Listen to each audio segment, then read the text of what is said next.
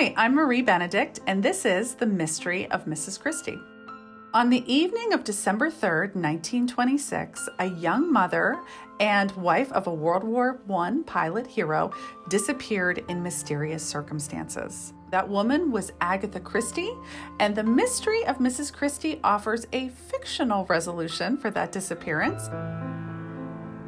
So how much of the story is true, verifiable fact, and where do you slide information in that's your interpretation of it? I drew very heavily on her autobiography, which if you're an Agatha Christie fan, I highly recommend. It's fantastic.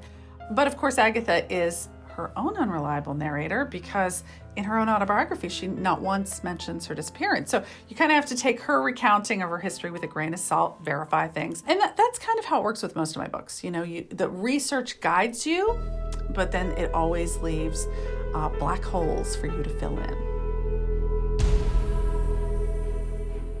What do you think it is about Agatha Christie that we find so appealing? I think first, just the intellectual puzzle of her stories is fascinating unto itself. You know, she doesn't play any games or tricks. It's not like supernatural beings come in and fix everything in the end.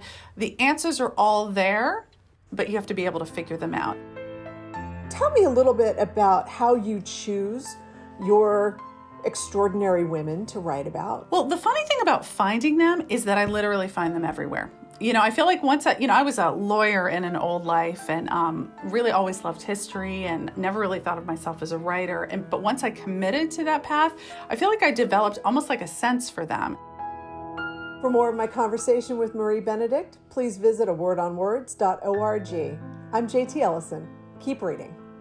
When I think back on my kind of past and how I ended up here, it actually goes all the way back to middle school. And I think girls especially, but all people, like it's almost like who you were and what you were passionate about when you were in those middle school years before society kind of came in and told you who and what you should be.